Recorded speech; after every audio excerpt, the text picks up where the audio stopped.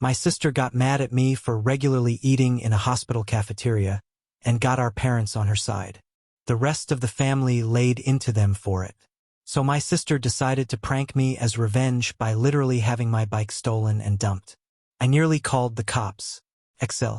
I really apologize for the length of this post, but writing down all the details took way longer than I thought.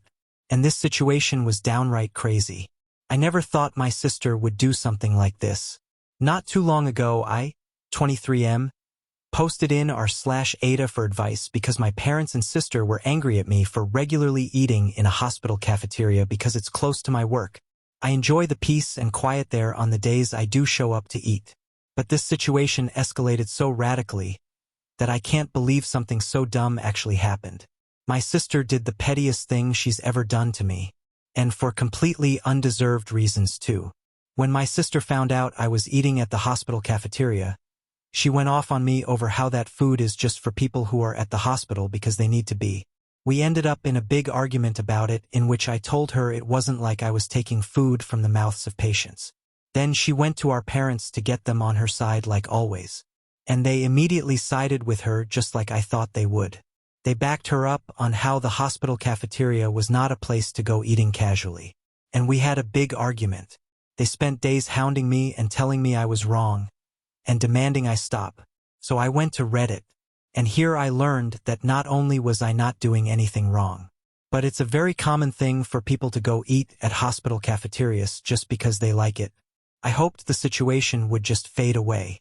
But a few days later, my sister called me asking if I had stopped eating at the hospital. I said no, and then it started all over again.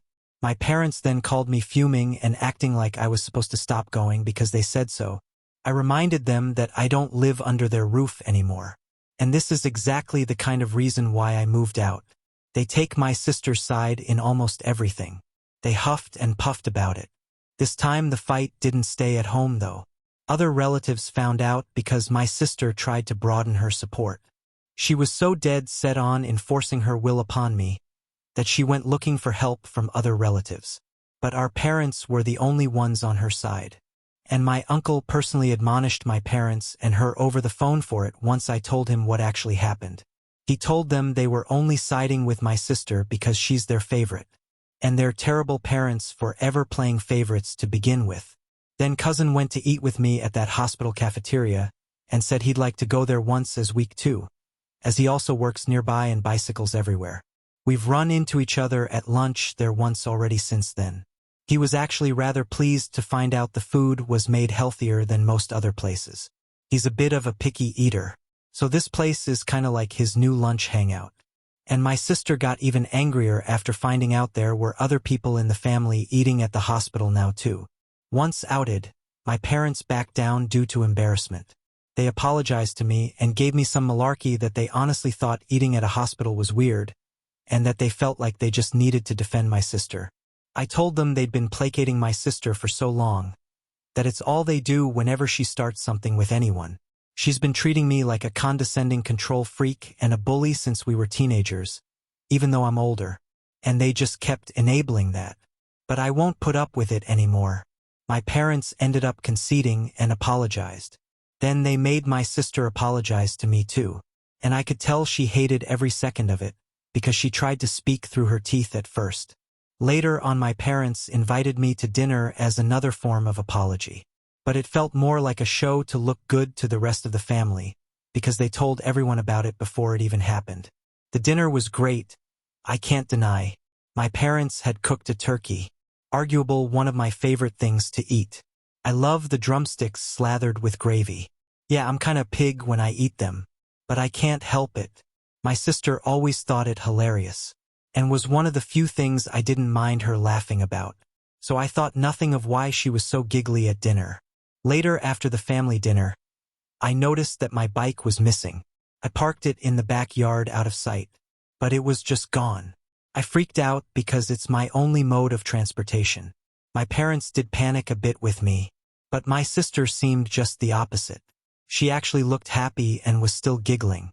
I immediately suspected her, and she played innocent. She even gave the, "I can't believe you'd think I'd do something like that" line.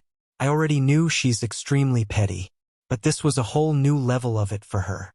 So I said that I was going to go over to the neighbor because I know they have cameras, and they'd have seen what happened. And then I'd call the cops. My sister suddenly looked panicked, and I got mad and said I knew it was her, and demanded my bike back. She started crying and saying she didn't do anything. And our parents were immediately taking her side while scolding me for daring to accuse her. So I had enough and said I was going to the neighbors to ask to check their cameras.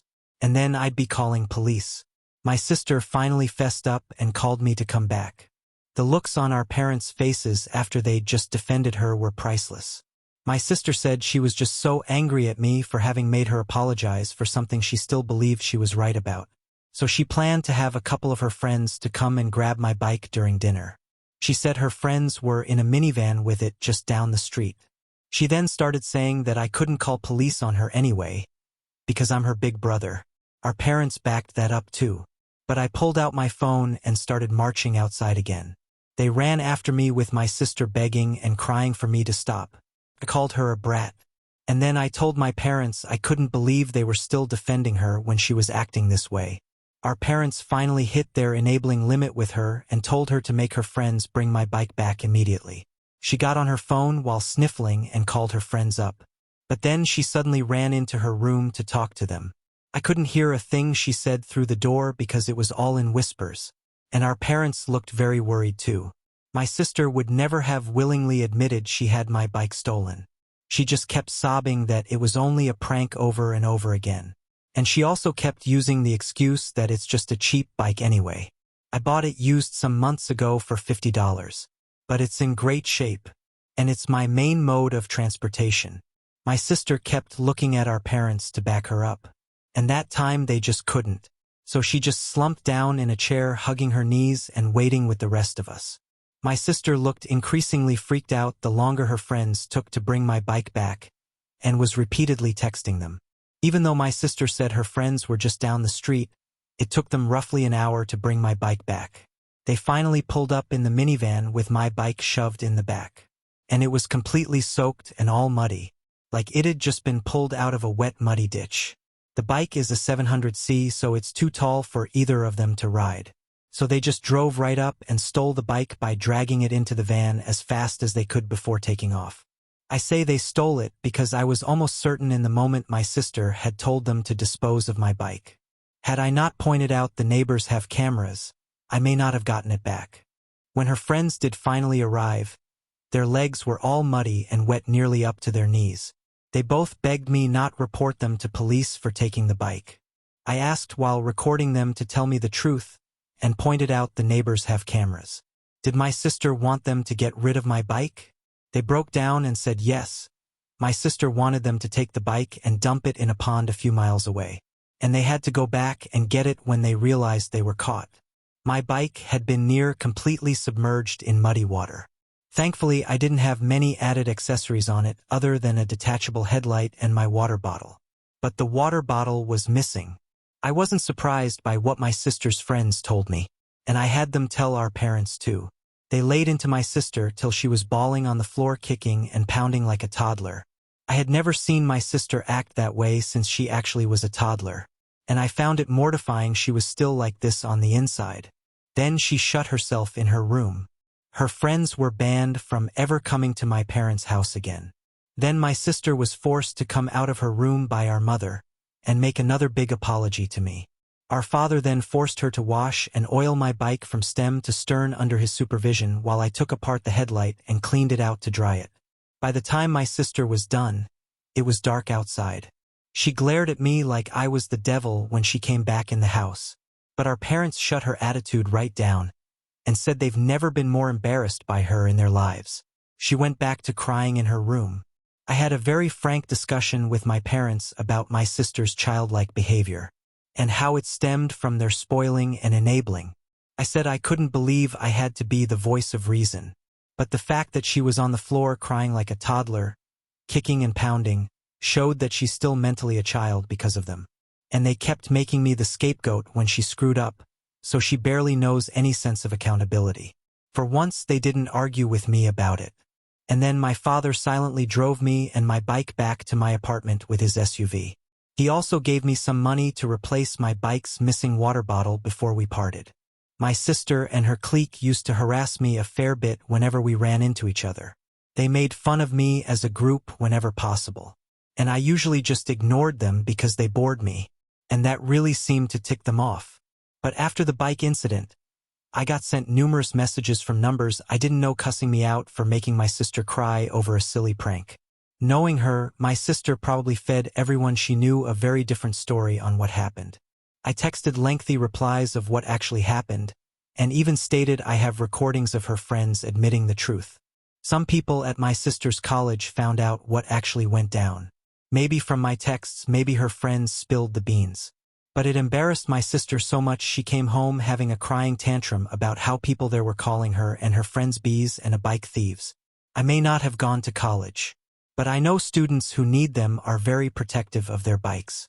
A lot of them live on shoestring budgets after all. My sister said someone even joked that they shouldn't leave a bike around her, because it might just disappear if she had to apologize to anyone. My sister ended up so upset that she refused to leave her room for 3 days to have her pity party. My parents called me up to try and turn everything on me again. I reminded them about the discussion we had days before, and that they needed to stop babying her, and let her deal with the repercussions of her own actions. If she fails her classes again, it's because she's not trying like she should be. Then I went off on them how we're just looking for someone to blame to make her feel better. She made the problem, not me, and I wasn't gonna be the one they make the scapegoat anymore. My sister is an adult, and she needs to act like it. They sounded defeated, and then apologized before ending the call. Looks like they were genuinely hoping I'd just sit back and take the blame so my sister would get better. But I never will again. Now my parents are trying to pretend this all never happened, and my sister as well as her clique are avoiding me at all costs, which I suppose is fine with me, because I don't want any more drama. But the next time something like this happens, I won't take it from them. TLDR.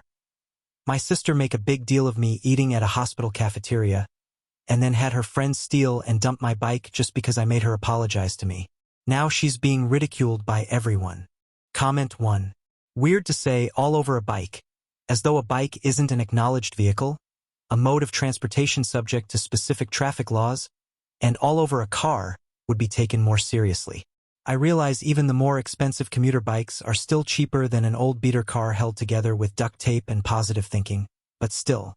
I read this sub a fair bit, and I'm still regularly poleaxed at the unbelievable rage some people develop over having to apologize when they screw up. It's human to screw up. We can have the best of intentions and still cause hurt. We can have moments of anger or poor impulse control when we may even mean to hurt and then regret it later. Or we can simply just be wrong about things. Learning to be humble enough to say, I'm sorry, I misjudged that situation, I will do better in future, and actually trying to learn from it. And learning that it's okay, you aren't worth less as a person because of it. That's not always easy, especially if you have certain kinds of trauma. It took me a long time in my late teens and early 20s to get past the sheer panic response I had to even the idea that I might have to admit fault. And that trauma was complex and related to abuse, and it was one of the things that got me into therapy, because I didn't want to be the kind of person who couldn't apologize sincerely. I wanted to be able to think about my mistakes and do better instead of having an honest-to-God trauma trigger episode. I didn't want to drive away the people I loved. I thought they deserved better from me. I thought I deserved better from me. And my story isn't super rare. Noting that it doesn't sound like your sister is in that boat at all. It's more that, well, every other emotionally mature person on the planet has to develop this skill, even if for some of us it's made a lot harder through no fault of our own. There is no excuse for not learning it. What makes her so damn special? There's so much ego that gets tied into winning all the time. An argument shouldn't be about winning. It should be about figuring out what's true, what's fair, what's correct. It should be about both parties comparing notes and opinions and beliefs. The more stressed and emotional we get, the harder it is to keep the prefrontal cortex involved, the more likely that gets taken offline, and then the amygdala is running the show. Balancing the need to reason through and be fair against the extremely valid emotional responses is super hard. Sometimes it's not even possible. Those emotional responses matter and they should have weight as well. But they shouldn't be about winning. In high-stakes arguments, we need to take breaks and calm down. I am bad at taking breaks in an argument. There's a whole fear of abandonment thing. It's a work in progress. The problem is that, for your sister, every argument is a high-stakes argument because her sense of world as it should be centers on her being recognized as winner every single time. It's completely warped her perspective and her judgment to the point where she is years and years behind on her emotional development. That's how you make a bully. And all of that is a reason she is the way she is, but not the whole reason. She's an adult. She has agency. She could exercise a modicum of self-awareness. It would be hard, much harder now than if she'd done it earlier. But honestly, screw that. Sometimes things are hard and you have to do them anyway. It's a reason for sympathy when someone's putting in the effort and hurting. It is not an excuse to refuse to put in the effort. Apologies, this is long when the overall message is very simple, but oof, I have opinions. I'm glad you've stuck to your guns, OP. Your sister needs therapy, and she needs a therapist who won't tolerate her BS. But that's not and should never be your problem. Comment 2. Your sister is flat out unhinged. Retaliating for stealing and dumping a bike because you ate at a hospital? That had nothing to do with her. She didn't own the hospital. The cost of the food wasn't coming out of her pocket. And stealing a bike as a prank? This goes beyond a joke when it's your primary transportation. It would have cost you way more to replace. The cherry on the top would have been forwarding the messages from unknown numbers to your parents to deal with. If she considers herself an adult, this was her introduction to FAFO. Welcome to the world of consequences. Not your problem that she got ridiculed at college and couldn't handle it.